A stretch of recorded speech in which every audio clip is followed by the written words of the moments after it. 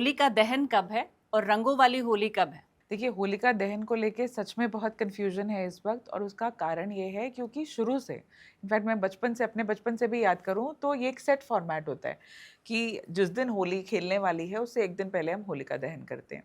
लेकिन इस बार कहानी में ट्विस्ट इसलिए आया क्योंकि उससे एक ही दिन पहले जो है वो चंद्र ग्रहण पड़ रहा है। अब ग्रहण जो है वो दोपहर को इंडिया में जो है वो लगेगा और ये ग्रहण जो है वो भारत में दर्शनीय है। तो ग्रहण के दौरान तो हम होलिका नहीं पूज सकते। तो इसलिए कन्फ्यूजन जो है वो सेकंड को किया जाए, यानी द सेकंड मार्च को या थर्ड मार्च को, ये कन्फ्यूजन चल रहा है। चलिए आप ही के माध्यम से जितना मुझे ज्योतिष का ज्ञान है उस हिसाब से समझाती हूँ।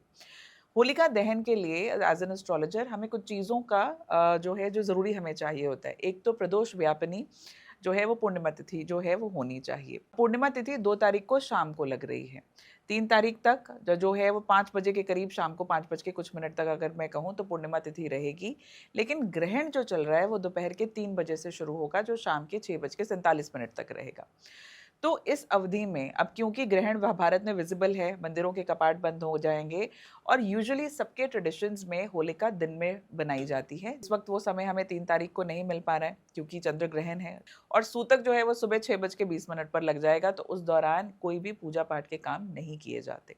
तो अगर सही मायने में सही तरीके से पूजा करनी है तो फिर 2 तारीख का वो वाला समय माना जाता है। पर एक स्कूल ऑफ थॉट ज्योतिष में ये भी कहता है कि भद्रा जो है वो किसी भी विघ्न जो है, कोई नेगेटिविटी है, उनका काम है कि उस चीज़ को हम वहाँ पे अब्रप्ट करें। होलिका दहन का मतलब है नेगेटिविटी को ख़त्म करना। तो नेगेटिविटी तो कैसी भी हो, फिर उसके में भद्रा का क्या विचार करना? जब पूजा दिल से करी जाए तो वैसे भी मुझे लगता है वहम होने नहीं चाहिए।